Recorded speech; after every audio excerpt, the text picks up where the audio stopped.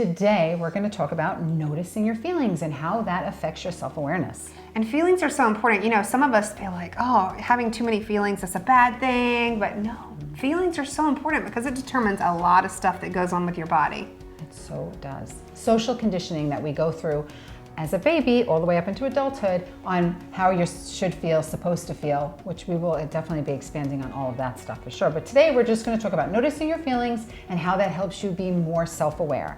So well, there are some questions. Okay, all right. There's some questions. Let's do this. That we're going to ask you to help you to get there. And we can journal. I know the journal word.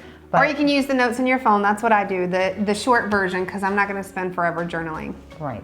Even though she would like me to, we're just going to do the quick version because a lot of folks are busy. You're busy. Right. Exactly. And it works. Well, and as long as you're putting some time into yourself, Yes. I really appreciate that because then she comes in prepared for her sessions. Anyway, we don't need to go off into that space. So what do you feel like when you're eating? Oh, well, this is a battle because I think I have a food battle. That's my weakness, to where I'll eat stuff. When I eat healthy, I feel great for the rest of the day. I literally feel great, energetic, excited, happy that I've followed my diet for the day. When I eat crappy food, I feel gross, lethargic, sick to my stomach. I feel it here where I've eaten too much, or I feel it here where my stomach's super upset. And so really and truly, there's a lot of feelings that go on with food. Right. Many. Yeah, so maybe you're having more thoughts about feeling bad about the food than really enjoying how it tastes. Right. So a little bit of a waste of time there, right? It's like, oh boy. I mean, I kind of enjoy the taste. Sometimes food is an issue for me, but I have so many feelings around food. It gives me joy. Like when I meet with my girlfriends, like I don't want to go to the club I want to go eat and enjoy that time with my friends. Like that's where I find my food is happiness to me. Right. And but it's also a sadness when I eat the bad stuff. So there's like a battle going on with food. Right, so where do you say you feel that in your body, like specifically when you're eating? If you feel that happiness feeling, let's say, where do you feel it in your body? When I'm with my girlfriends and we're eating and we're chatting, it's like I feel happiness in my heart. Like I just feel happy and just fulfilled. But if I eat bad stuff, or if I'm at home scarfing down a whole pizza by myself, then I feel gross and I feel it in my esophagus area and in my stomach. I really do. And it's crazy how it really does, those feelings, you really feel that. Right. And you know, if you think about it, I have GERD. The hell is GERD? What is GERD? It's like an acid reflux thing. Okay, babies have that. Yes. Okay. Yes. So I have that. And if you think about it, when you go to the doctors for something like that, they give you medicine for it to help kind of calm it down, all that acid and stuff, and it feels better. But really, it's not better because I have had a lot of anxiety or something that created that over my lifetime. And when I had not addressed it, it would just keep coming back and the medicine would just kind of work only sometimes. So it was a substitute, it was covering up the root of the problem. Yeah, exactly. But it was really the feelings that I was having and I wasn't aware of them at the time. So I did not try to make some changes because if you can change your thoughts, you can change your feelings. So they kind of go hand in hand. So what do you feel when you're driving to work? Not what are you thinking, because we already went through think. What are you feeling when you drive to work? So for me, I get up at 3 o'clock in the morning. I do a morning show, and so I think of happy thoughts. I like to turn the music up really loud to think of happiness, like, all right, energy, like feeling all these good thoughts, because I feel like that bleeds into my day at work. Because when I feel negative thoughts, or maybe I'm driving in silence, I'm feeling like I'm dragging. Oh, I gotta do this, and that today, and it kind of sets that tone, and that's what bleeds into your day. So I really try to focus on positive, even if I have to force it sometimes, because I ain't gonna lie, getting up at 3 sucks. I force those happy feelings, and it really does make an impact. And then those around me are like, oh, she's bubbly today. You know, like it's like a rippling effect. Yes, hashtag rippling effect. So what you're saying to me is that you have these feelings of happiness going to work, sometimes not feeling it, but you kind of conjure them up because when you get to work, and you're on air, you can be that bubbly person. Right, because nobody wants to listen to doomsday. Like we have enough of that going on in the world, so you want to bring happiness. That's my job, is to bring laughter and happiness to folks, and being authentic too, but just the positive side, because nobody needs to hear negative. We have enough of that. So I really have to make sure my feelings are in a good space in the morning, because if not, it affects everybody listening. There it is. And when I'm not right, I call her and I'm like, check, so. Well, there it is. She said it, you know, she's really self-aware. And then being able to force, whatever you want to call it, yourself to be happy so that you can Fake it till you make it at times. Right, and it changed her whole way of being. Once she got in, then she was a better person, because even being on air and so many people listen to her energetically, it's really a really great thing if she can really be feeling in that happiness, because then it attaches to everybody else, and that's a whole nother place. We'll go to another day. But don't be like, I can't be fake here and say, oh yeah, every day is great, because some days I fall below the line, and when I fall below the line, it's not as happy of a thought, but I always know that tomorrow is a new day, so you can start fresh and put those positive vibes back out there, start feeling happiness, and try again. If you fail it one day, just try it again tomorrow. You'll be okay. That's right. The gift is you have the next moment to make Yes. that change. You get to choose every single time, right? So good for you. That's so awesome. And I hope that resonated with all of you. What about when you're lying in bed? Oh my gosh. What do you feel? Personal, and I don't know how you are, but personally, like, there's so many things going on in your mind. You just feel overwhelmed. You feel exhausted because your body's not resting. But I know that I'll get in the bed with an intent to going to sleep, to rest, to rejuvenate my body and get all these things, but then I think about all the things that I need to do and start feeling overwhelmed, and I get out of bed and I do this and that, and then I feel exhausted. So those feelings are kind of like, it's not a great pattern. So How many of you don't sleep? yeah, I mean, I never sleep, and I thrive on that in a way, but at the same time, I'm feeling exhausted by Friday of that week because I just kept going, which, what do you think? Well, I'll be perfectly honest with you, and my best friend Janet hates me for this, lovingly, is I lay down and I just go to sleep. That sounds like a dream. It is a dream.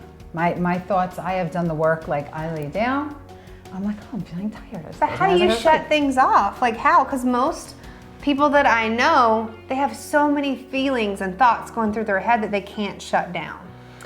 Okay, so it takes 90 days for the neural pathways to change. Okay. And I've been doing this for 6 years. Okay. So there you have it, right? So I've done the work to shut down the thoughts that create my feelings that weren't serving me.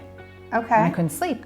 So I figured out ways to make myself more restful. Do you count sheep? Like, what are you doing? Well, I don't watch certain shows. I don't read certain emails. Like, I don't get myself like reactive. I don't get myself going. Okay. If I know an hour before I'm ready to go to bed, I just kind of like start to kind of. So don't call her for laser coaching before she goes to bed. No, because it's not going to work out. Yeah, it's not going to get it right. Okay. Exactly. So that really is helpful, but that's something you really have to practice. Okay. Really, really have to practice. Okay. So what about this one? What do you feel like when you're waiting in line? I feel a little bougie because I'm like, oh, I do not want to wait in this line. It feels like it's wasting time. And there's so many things in the day that you could be doing. I'd rather call it in and have it ready when I arrive. So you're feeling. Which sounds bougie. See, Holly agrees. The dog Holly, she's like, hallelujah, I don't want to wait in lines either. So is it that you're feeling frustrated, right? Yeah, like stressed. Stressed. Not frustrated because Right. I understand everybody has to wait their turn, Right. you know, but stressed. So where do you feel the stress? Okay, when I'm waiting in line and I'm starting to get anxious, I feel like a tightness through here. So yes, I feel that happiness. My heart gets filled with joy from eating with friends. But when I'm waiting in a line and I'm wasting time and I'm in a hurry and I'm like, gotta go. Right. You know, it's stressful through here. It's like this, like a heart attack. Like you're having a heart attack in a way. Wrap this party up. Let's go. That's how I start getting really angry. Right. You know. Yeah, I Which totally sounds horrible. I understand. need more life coaching. Well, See. it's okay. I would be really surprised if anybody who's watching this does not feel the same way at times. Come on. I mean, it's frustrating because our thoughts, again, start to like reel and we start making up stories about what's happening, which we don't even know about. And now why can't we get out of here? And what is this lady doing? And why is she taking so long? Well, we don't Just know. asking a million questions at the post office. Don't nobody give a damn. Put a stamp on it. Let's go. And that's what you're thinking. I got to get my kid to Right. baseball practice or something.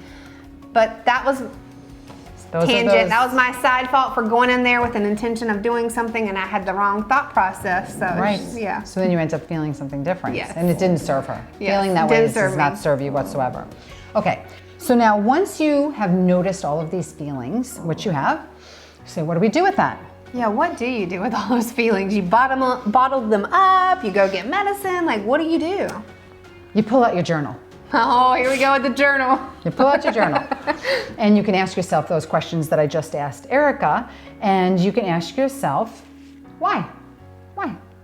Why am I feeling that? Why do I feel that when I'm waiting online or when I'm ready to go to bed? Why? What's coming up for me? Pop those things down, right?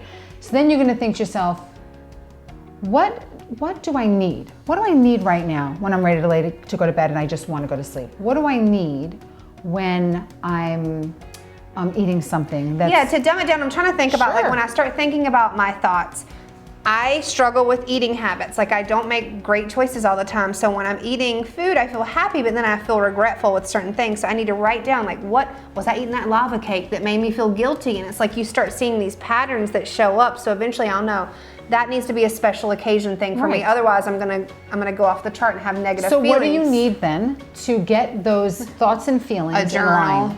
in line? With a calendar on it, and like, you know, for me, I can visualize a calendar that allows for, like, certain days can be my cheat days, Yeah, and then I there you have that go. calendar that I can visually see it, and then I can look forward to those cheat days, but I Right. stay on the line or above the line on those days that I'm working hard to stay on a diet, so to speak, or a lifestyle change. And then the days that I cheat, I don't feel guilty about it because I know that I'm gonna be doing great work the 6 days prior to that. That's what We she just had a session right here. Now I know I'm gonna go get a calendar when I leave. Right? See? And this is how it works, right? Yes. It's just hashing it out and seeing what that looks Right. like. And now you know, this is what works for me. That's what you need. Okay. So you're also going to ask yourself, how do I react to the situation? How do I react to the situation when I'm waiting online or when I'm on my way to work and I'm struggling to get myself in a happy place? So that was the above the line, below the line consciousness that Erica was talking about before. Are you below the line consciousness? Which means you are pretty much drunk. Even if you've never drank before, that's what it's like. Right. Out of control reaction. You're Or not reacting with a logical mind. You're reacting with your feelings, and sometimes that doesn't come out the way you would like it to be. I know, I'm a life coach, right? It wouldn't come out the way that it should come out. Right. So, like, if you're arguing with a coworker or something like that, step away. As she has told me, step away, so that way you react properly and you're not in HR come a week from now because you said something you shouldn't have. Right, and there are some shoulds in there because we just, we want to make sure that we're following the rules of HR. And, you know, in order for her to recognize, or anybody of course, Right. that they're having a moment of reaction, falling below the line of consciousness, we have to be able to feel it. We have to know. So when you first. start getting those flustered, like heart racing, tightness in Right. your chest, you're like, okay, I'm below the line, I need to step away. Right, I'm going to be reactive. And tell everybody, so Laura, I found out today actually what you do to get yourself back on the line. Okay, so what I do to get myself above the line when I start feeling that anxiety, whatever, I excuse myself and I go to a bathroom, any bathroom, Okay. because I got to be away from everybody and I can shut the door. So I do definitely do some breathing because you're always shallow breathing when you're upset. So I do some breathing, but what I really do is I open the sink water and I watch the water go down the drain, like it circles down the drain, and I just kind of look at the water and I think about why it's going down the drain and how it's clear and how cool, like where is it coming from? I swear I do not lie. That's exactly what I do. And I just took my mind away from it. What the problem was, and I do feel better. I do. I feel so much when I go sit back down, but How many times does it go around, by the way? Just curious, like how long? I do it a lot, so I don't know. The numbers kind of, Okay, the okay. numbers are kind of askew. So And you've told me too, like in situations just to grab my phone and go look at pictures of my kid, because it's like that issue that might seem so big is so minor when you look at the life that you've built and what you have. It's like, okay, I have a beautiful family at home. I might be angry because the lady took too long at the post office. Right. That's nothing. I just get it, pull it back in, reel it back in with something small That's that you right. can reach for, which is like a picture for me. that's right. Exactly. Yeah. Exactly. Because when you are taking your thoughts away from the original reaction stuff and how you were feeling, you're just, you know, you control it. You get to choose what you want to think. And you can't do that sitting in front of the people that you're having the argument with. You just, Right. it's, God bless if you can. I mean, I can recognize it and walk away, but I can't make all those things happen for me, you know, and when you come back, you don't have to even answer. You can say, I just need some more time. If you don't have the answers, don't try to get it out. Have some really healthy boundaries and just say, I gotta get back to you tomorrow. All right, I just need to really consider what this looks like for myself. I'm not sure what I'm feeling, because you're not sure. That's why you're being reactive. You know what? I have a really strong example that has happened to me when you want to write your boss too. Like, say you're really angry at work, and I keep going back to work because all of us working for the most part, or if you stay at home, you deal with something. But I wanted to send an angry email with my thoughts of why this was not right? And I was going to send it out, and I called Laura, and she was like, let's sit on that for a minute. let's just sit on it. That next day, I was like, oh my gosh, I'm so glad I didn't send this email because it would have gotten me in more trouble that was not necessary. Like, just let it go. Like, was it really, don't sweat the small stuff. And really and truly, because I did not send that email, I was so thankful. But I almost did, and it would have been bad. It would have been bad. So. And you know this stuff. If you're going, well, I know you don't send it. Do you when you're reactive? Do you know really when you're reactive? Remember, when you're reactive, it's like drinking a bottle of Tito's vodka. Yeah. You're not making good decisions. And if you can discover what that feels like, so she wrote this email and she knew her feelings, but she couldn't get herself back. She was like, I'm calling Laura because I need some help. I just need some help on getting myself and what this looks like, and that's all it took, you know. It's okay to need help too, to get above the line. Yes. It's totally fine. I think even you as a life coach, like you're like, sometimes I need life help. Coach. Yeah, of course. Everybody needs something to help get them there. And so for me, it would be calling Laura. Yeah. So. I have Marcy as my life coach, and she's on my quick dial. Noticing your feelings is just another piece of the puzzle for you when you are trying to work on your self-awareness, because the more self-aware you are, the happier you will be. You really will. And you'll get that life that you want. That's the one that you've always desired to live, you will get that with self-awareness. That's right. And we just want to thank you so much for being with us today. And we want to remind you that we have a digital download that we're giving away for free. Free. Yep. And it's 10 life hacks that we've put together to give to you, and we'll have that information on the bottom of the description. And we also want to tell you that if you're interested in sending us your questions about some stuff that may be happening in your life that you want some help with, some life coaching around, send us those questions. You can send them to team, that's TEAM, at trianglelifecoaching.com. and send it to us. It will be completely anonymous. That's right. None of your identity will be revealed. We'll just talk about the topics, and by you sending that will help so many people because they may be in the same situation. Absolutely. And if we do choose your question, you will win a free 30-minute laser coaching session with me. But you got to tell them what that is, because not everybody knows laser coaching. Yeah, laser coaching is a 30-minute telephone phone call with me that you get to narrow down on just the one situation that's happening in that moment, to just get some help with that. And it just takes about 30 minutes, and then we go off and then we're done. It's been great. We really appreciate you. We hope you got a lot out of our talking about feelings and learning to be a little more self-aware. And that's our 2 cents.